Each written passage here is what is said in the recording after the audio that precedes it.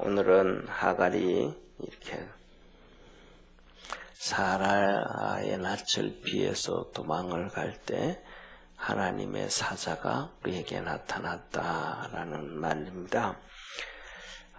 그런데 우리 이 성경 개역 성경을 보면 이렇게 하나님의 사자 이런 표현을 많이 쓰는데 좀 이렇게 우리나라가 옛날에는 귀신의 문화였잖아요, 그죠?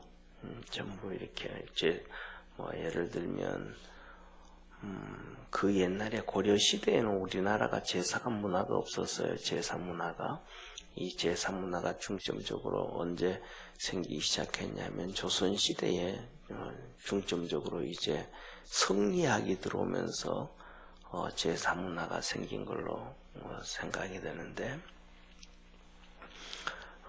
그렇다 보니까 그 전에는 이제 이 제사 지내면서도 조상 귀신 얘기 나오고 그 다음에 또 뭐 이런 샤머니즘에 귀신 문화가 있었지 우리 민족 속에 천사 문화는 없었는 것 같아요. 그러니까 세상은 전부 흑백으로 주로 많이 얘기하잖아요.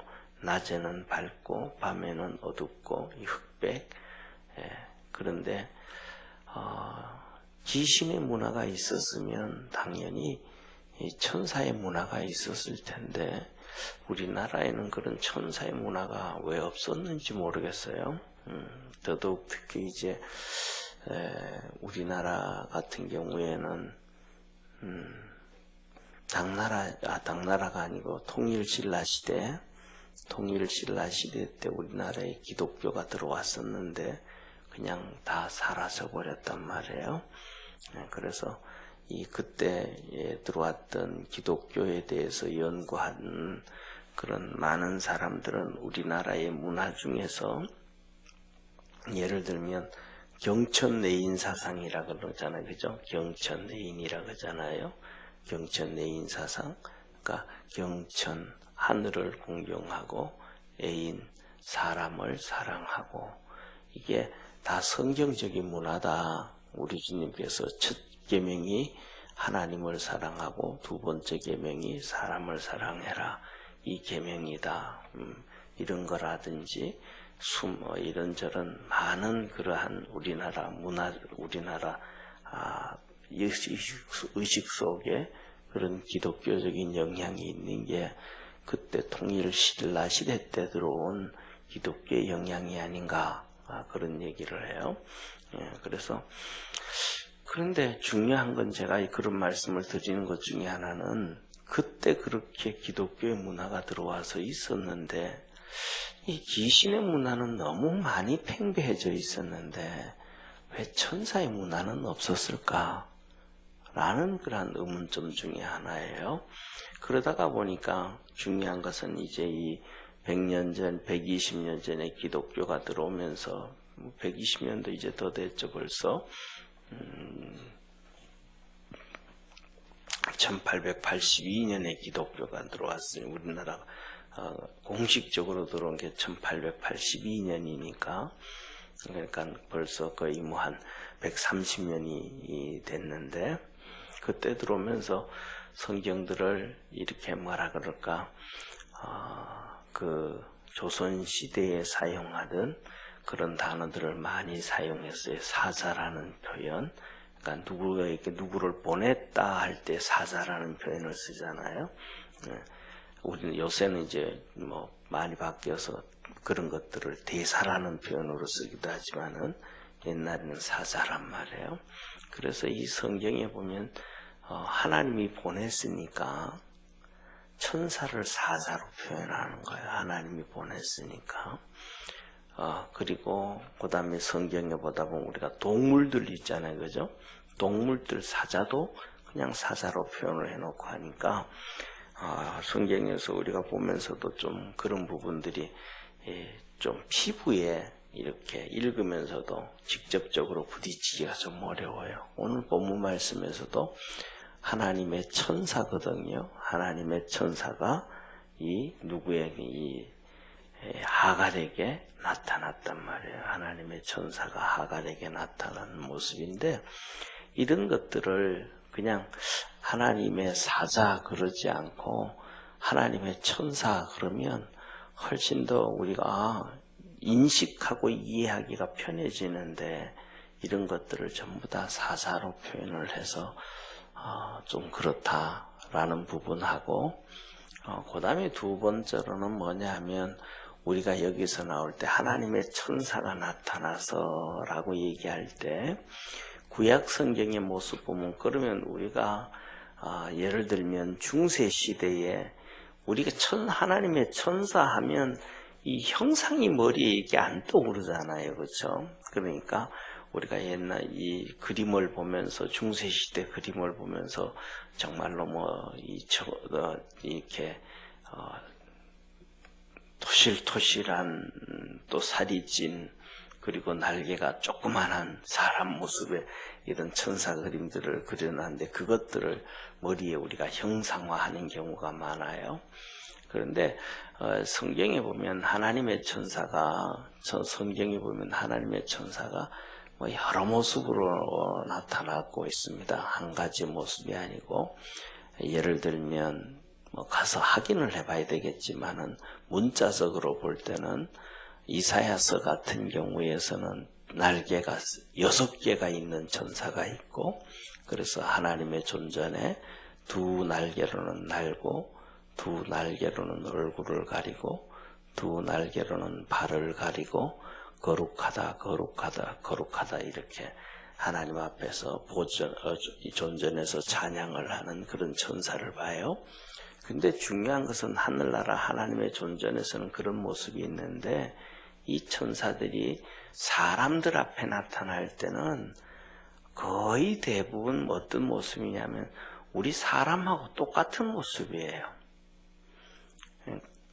성경에서 이렇게 믿음의 사람들한테 천사가 나타나는 그 모습, 성경에서는 하나 여호와의 사자가 그런단 말이에요. 그런데 그 사자가 그러는데 그 모습을 사람의 모습과 똑같은 모습이에요. 그래서 쉽게 말하면 때에 따라서는 그 사람이 천사인가 그 사람이 사람인가랑 구분이 안 될 정도로 이렇게 사람의 모습으로 똑같이 우리가 잘 아는 것처럼 출애굽기를 지나서 이제 여호수아서를 들어가 보면 여호수아서에도 보면 아주 키가 크고 이 풍채가 좋은 장군이 칼을 차고 나타나죠. 여호수아 앞에. 그때 이제 여호수아가 가로막고 말을 합니다. 당신은 우리 편이냐 아니면 가나안 사람들 편이냐 묻습니다. 그랬더니 나는 하나님이 보낸 사자라 그러면서 이제 그때부터 시작해서 정말로 모세가 얘기했던 것처럼 하나님께서 왕벌을 너희 앞서 보내리니 하셨던 말씀처럼 이제 가나안 정복의 역사가 그렇게 시작이 되어집니다. 그래서 오늘 여기 본 말씀을 보면서 첫 번째로는 서론적으로 하나님의 천사에 대해서 기록했는데 우리나라 성경을 번역하면서의 역사, 그 다음에 두 번째 이 사건 이렇게 모양에 대한 말씀을 드렸는데 첫 번째로는 사라가 도망을 가죠. 좀 의시되다가 사라한테 정말로 핍박을 당하고 어려움을 당하고 도망을 가기 시작합니다.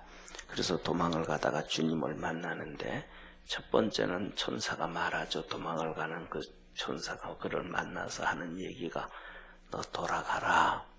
다시 돌아가서 사라 주인에게 복종하고 살아라. 거기 있어라. 다시 말하면 이런 얘기 아주 두 가지 얘기를 해요.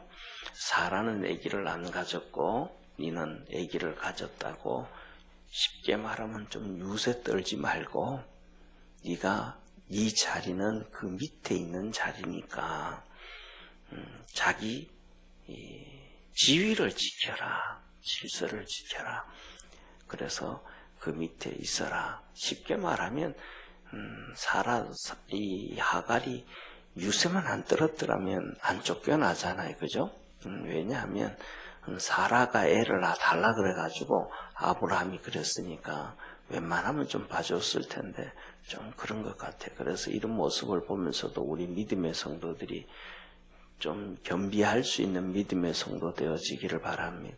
그래서 가졌다고 좀 출세했다고 있었다고 그러지 말고 항상 하나님이 주신 그 자리를 이렇게 지킬 수 있는.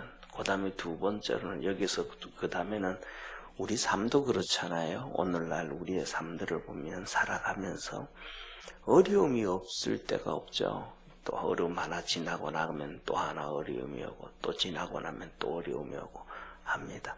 사람들은 그 어려움이 올 때마다 어려움을 좋아하는 사람은 세상에 하나도 없죠. 누구든지 좋아하지 않습니다.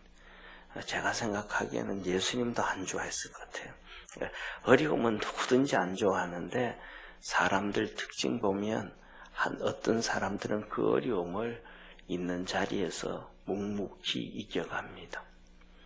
그런데 어떤 사람들은 그 어려움이 오면 피해갑니다. 가족들 중에서도 보면 그런 사람이 있어요.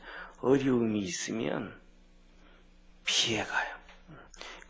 그건 분명히 남편이 감당해야 되고 가장이 감당해야 되는데 어려움이 오면 어디로 잠수를 타요.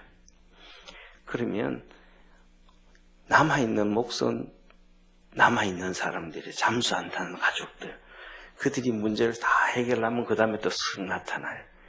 그 다음에 또 문제가 터지면 또 피하는 사람이 있고 그것을 해결하는 사람이 있는데 우리 믿음의 모든 성도들은 하나님 앞에서 도망가지 말고 자리를 지키고 하나님 앞에서 감당해 갈 수 있는 축복의 성도가 되기를 바랍니다. 왜냐하면 이 뒤에 보면 이 하갈이 하나님의 천사를 만난 다음에 그 우물 곁에서 만났거든요. 우물 곁에서. 그래서 그 우물을 부엘라에로이라 하면서 부르는 것이 하나님이 감찰하신다. 하나님이 보고 계신다. 이 말이에요. 하나님이 내가 사라한테 그 핍박당하는 것도 보고 계셨네. 더 나아가서는 하나님 내가 그 유세 떨고 말이죠. 생색내고 그 꼴불견이었던 모습도 하나님이 보고 계셨네. 내가 도망가서 막 그렇게 살라 그러는 것도 하나님이 다 보고 계시는구나. 그러면서 더 나아가서 하나님은 그냥 당하는 현실만 보고 계신 게 아니고 안 당하고 아직도 잊지도 않았던 사건까지도 앞을 보고 계시는구나. 이걸 얘기하는 거예요. 그게 감찰이거든요. 그래서 하나님이 이 천사를 통해서 한 얘기가 네가 아들을 낳을 테니 이름을 이스마엘이라고 하고 그는 들나귀처럼 살 것이어서 사람들이 들나귀 그렇잖아요. 그죠? 들나귀는 쉽게 말하면 주인 없는 거잖아요. 망아지 새끼 여기저기 뛰어다니고. 그러니까 사람들이 이놈도 잡으려고 가고 그놈은 안 잡히려고 도망가고 이 모습이 좀 보이잖아요. 그죠? 그러니까 이 들나귀처럼 살면서 모든 사람이 그를 칠 것이고 그도 사람들 칠 것이고 그리고 그는 가장 동방에서 이 아브라함의 후손들 중에서 동방에서 살리라. 아마 그러니까 이 동방에서 살리라 그랬으니까 제가 생각해 보기에는 지금은 이라크 정도가 아닌가 싶어요. 이라크 정도. 그리고 나중에 이제 이 사라가 이삭을 놓고 그 다음에 또 사라가 죽고 난 다음에 아브라함이 다시 결혼을 해요. 그래서 또 결혼을 해서 그 늦은 나이에 아브라함이 아이를 또 6명이나 낳아요. 6명이나 낳아서 그 아들들이 어디에 사느냐 하면 지역이 쉽게 말하면 지금으로 얘기하면 사우디아라비아 저 서쪽에 살아요. 그래서 거기에서 사는데 거기를 놓고 성경에서는 아라비아 그러거든요. 아라비아. 그래서 우리가 잘 아는 것처럼 모세가 애굽에서 도망을 와서 그 제사장 집에 거하게 되잖아요. 그래서 나중에는 그 딸 시프라를 아내로 삼고 사는데 그 후손들이 그 모세가 도망와서 살던 그곳이 바로 아브라함이 그 사라가 죽은 다음에 결혼을 해가지고 놓은 자녀들이 사는 곳이 바로 그곳입니다. 거기가 시내 산이라 그렇게 얘기를 합니다. 자, 그래서 하나님은 이렇게 감찰하고 계신, 잘 보고 계신, 오늘날 내가 있는 모습만 보는 것이 아니고 앞으로 태어나지도 않은 이스마엘이 태어나고 또 그가 어떻게 자라고 그가 어떻게 살고 그 후손들이 어디에서 뿌리를 내려서 살아가고 하는 이러한 것들을 하나님은 다 보고 계신다. 우리가 알고 있지만은 별로 인식을 못할 때가 많거든요. 그러니까 우리 믿음의 성도에 살면서 평상시에는 좀 잊어버린다 할지라도 어려움을 당한다든지 또 좋은 일이 있다든지 이럴 때는 하나님이 감찰하고 계시구나, 보고 계시구나 해서 어려움은 잘 견디고 이기는 성도가 되고 또 잘 됐을 때는 너무 거드름을 떨지 아니하고 좀 겸손할 수 있는 그러한 믿음의 성도가 되기를 바랍니다. 그래서 하나님이 이 하갈에게 힘을 주고 용기를 주는 거예요. 감찰하시는 하나님은 너 아들 낳을 거다. 여기에서 다 정리가 된 거예요. 하갈이 다. 그렇고 그 다음에는 이름까지도 가르쳐줘요. 이스마엘이라고 지어라. 그렇게 얘기를 해줘요. 그런데 보면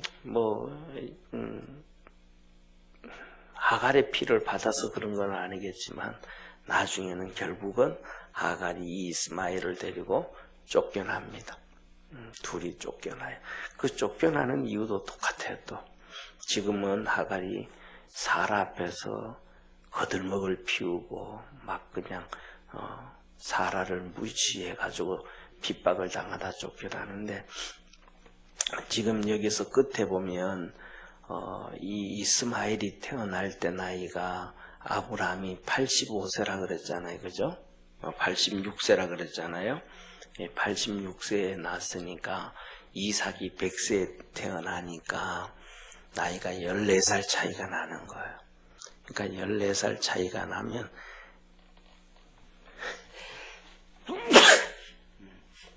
죄송합니다.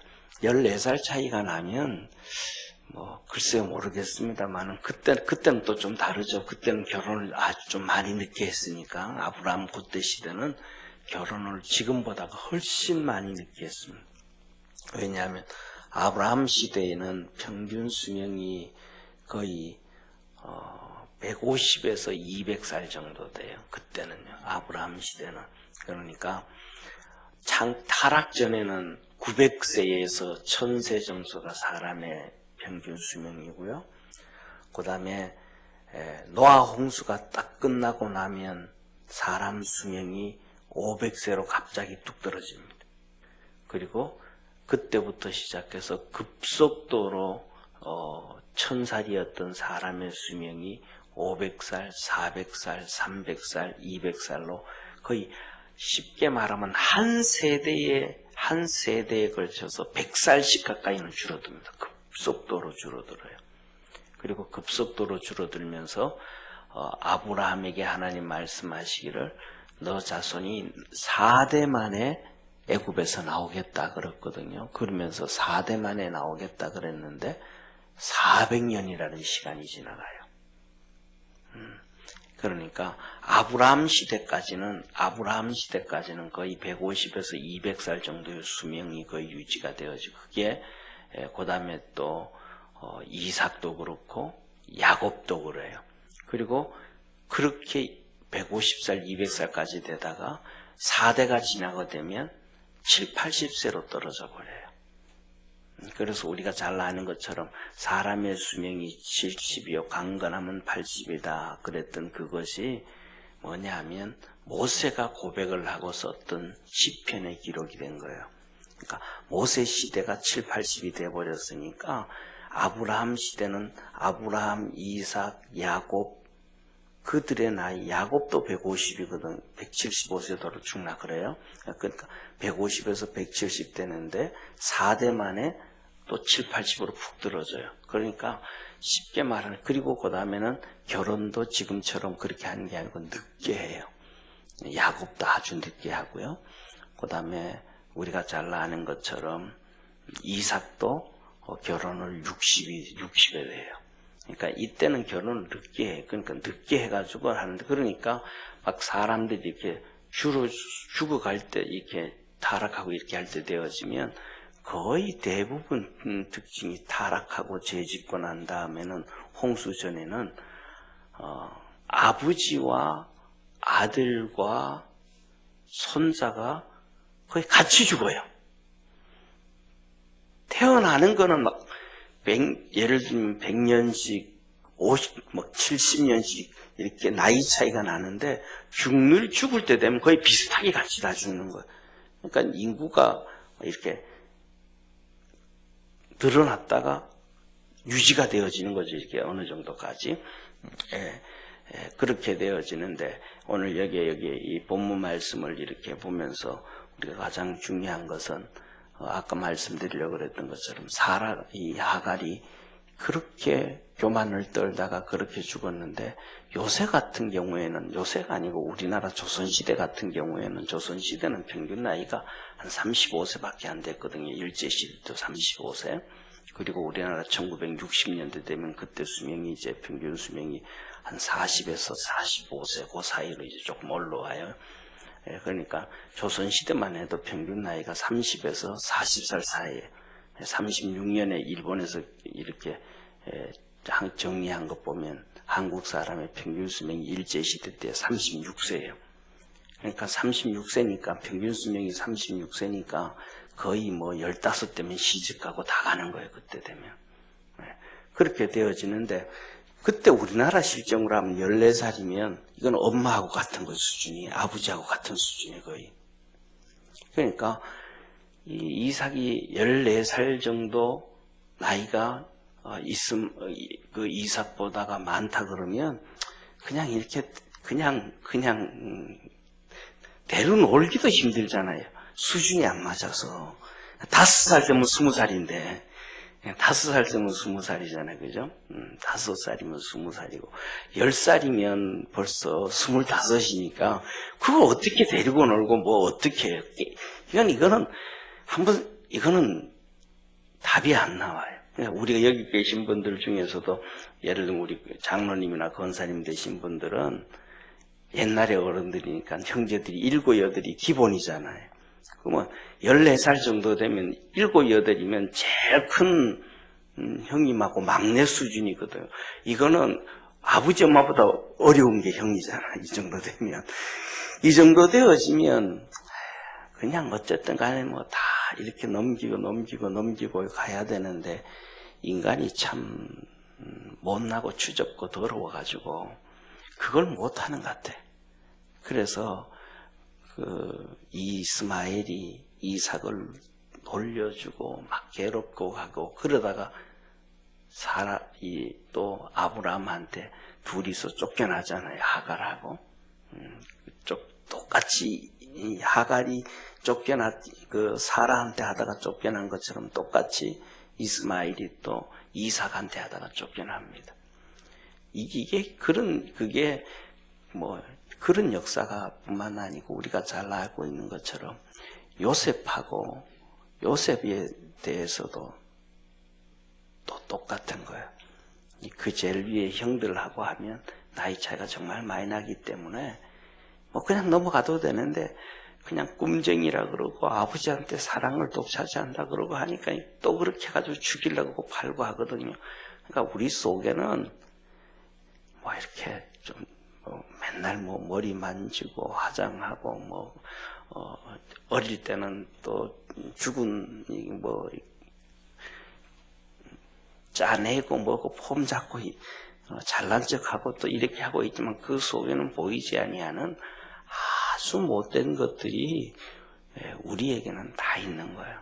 형제 사이에서도 그 못된 것들이 다 있는데 예수 그리스도 안에서 그런 것들을 조금씩 하나씩 좀 잘하면 잘라기도 하고 부러뜨리기도 하고 뽑아내기도 해서 하나님의 사람으로 살아가는 믿음의 성도 되기를 바랍니다. 기도하겠습니다. 전능하신 하나님 아버지, 하나님은 우리를 감찰하시는 하나님이라고 합니다. 아브라함의 후손도 아니고 아브라함의 정식적인 아내도 아니고